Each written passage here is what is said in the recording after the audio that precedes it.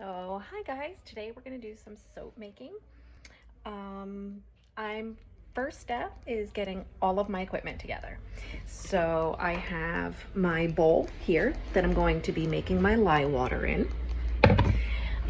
When it comes to lye, you want to be very, very careful with your eyes and your skin. So I have heavy duty rubber gloves. I also want to be very precise. So I'm going to be using a digital scale so that I know exactly how much lye and exactly how much water I'm mixing together. Temperatures are also a very touchy issue. I'm not the most patient person, so I did not wait for my lye and my oil mixture to cool to the right temperature, and I had a soap explosion in my kitchen. So you do want to make sure that it cools to the right degrees. Really cool little tool that helps me is this is for candy actually, so it's a spatula with a thermometer in it, and you just can turn it on, see what the temperature is of what it is that you're stirring up. So that is a useful tool.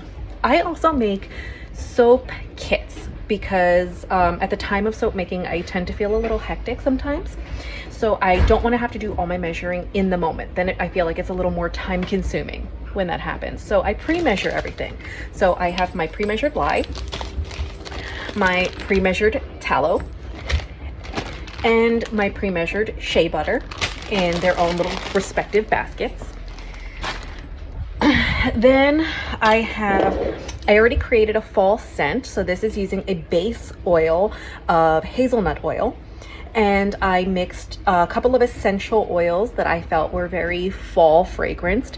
My soaps tend to be very, not very strong scented. They're very natural scented, and they don't have like a really cologne-y smell. I didn't realize how cologne-y, is that a word? I don't know, cologne-y, strong smelling commercial soaps were until I started using my own homemade soaps. Then I started to really realize, like, wow, these soaps that I used to think were like very pleasant smelling, they smell really like heavy cologne, and we're just so nose blind to it because we're so used to it. For color, color's totally optional. For a long time I didn't color my soaps. I'm starting to try to color them now. I got Create Your Own Rainbow. These are natural dyes for soap and candle making. And I will come up to people in my household and kind of open my little scented oil and waft it in front of them and say, what color does this smell like to you? So I was told that this color smells like a dark green or a brown, and dark green is very, very hard to get out of natural dyes for the amount that we need. So I'm choosing brown, or walnut. So we're using walnut dye today.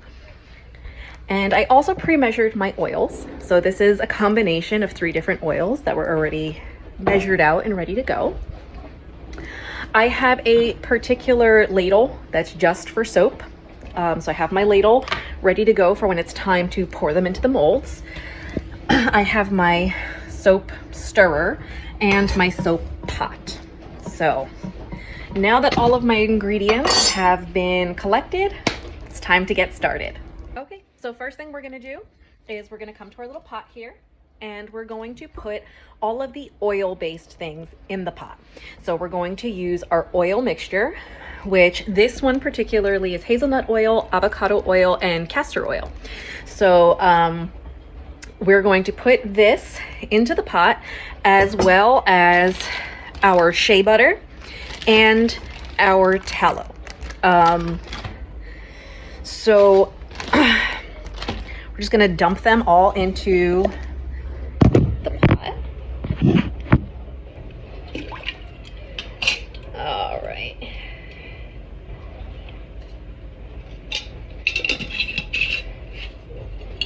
I'm just gonna sit this upside down for a little while and let all of the oil kind of collect in the top.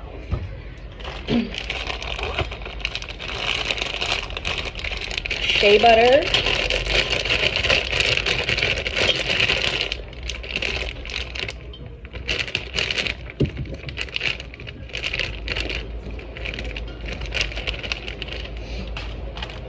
And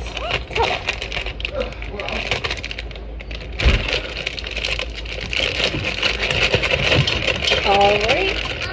And then I'm just going to heat this up until all of the solids have melted.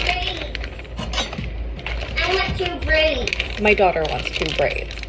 I will give you 2 braids in just a moment.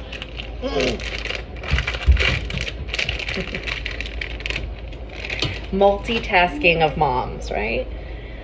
All right, so now I have all of my oil bases in the pot. I'm going to turn this on, turn the heat on, and we are going to wait until all of these solids become liquids. And once that happens, then we'll be ready to add the lye mixture. Now we have to make our lye mixture.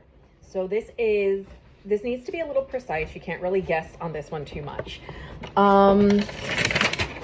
So I have in my little recipe that I use 15.96 ounces of water and 5.64 ounces of lye. So in order to be sure, I have a digital scale. We're going to set the digital scale to 0.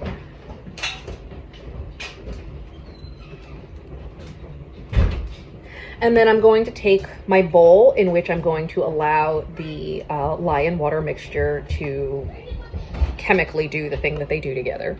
I'm going to put that on the scale, and I'm going to zero out the scale again. No. All right, now I'm going to add the necessary water. So I've gotten some water. I'm going to pour it in slowly until I see that I've reached the number that I'm looking for. Okay, so now I'm at 15.9. I can take this off of the scale. We're good. Wait, stop. And we're going to add the lye. So now that our lye and water has been combined, we're going to mix them together very carefully. We don't want to splash. We don't want anything getting into our eyes. This is where eye shields are recommended. Okay, and this is kind of grainy at the bottom. So what I'm doing is I'm trying to stir this up until it all is very clear and looks like water. So while I'm waiting for everything to reach the correct temperatures, and correct temperatures being we want everything to be about 100 to 110 degrees, I'm going to explain why that's important. So I have my little pot of oils here, all kind of melting down, and we're waiting for that to heat up, and we're waiting for this to cool down because this is a chemical boil. It happened quickly. And it gets really hot really fast, and it takes a minute to cool. With the oils, usually I just wait. I'm impatient. So as soon as it turns to oil, I'm like, okay, let's go. And it's not too hot. Well, rewind a few weeks ago when I was multitasking and I was creating soap kits while I was waiting for my 1 pot of oils to come to liquid. And it was sitting on there for half an hour on the burner while I was doing something else, and I'm multitasking. So I'm like, okay, like no big deal. I'm not really counting the time. I'm just bagging my little stuff. And normally right after it turns to oil, I'm ready to just mix it in because by that time the lye has cooled off and the oils aren't too hot. I'm not taking into account the fact that it's been sitting on the burner for over a half an hour. So I take my lye mixture and I pour it into the oils. And I don't know if you ever did that science experiment in grammar school where you make a volcano and it just kind of explodes out the top and just keeps boiling over. Well, that's what happened on kind of a huge scale. Soap was everywhere. And cleaning soap is super duper fun because you have to use so much water and it just keeps bubbling. So yeah, it was, that is the reason that you have to be patient and wait for the oil and the lye to cool, or you will be spending the rest of the day cleaning up your soap explosions. It's lye. Now we have our oil all liquid and our lye has cooled down. So we are going to mix the two. So we turned off the burner. I'm still going to move the pot over to a not hot burner. So we're going to do a little bit of lye we're pouring the lye into the oil. and we're gonna see what the reaction is. Now the two of them together should make what's called a trace, but the trace doesn't happen until we mix it with the hand mixer. So I want you to see what we're looking at here.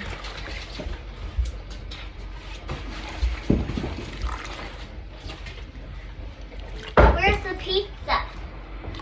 So as I get confident that Where's the pizza? it's gone.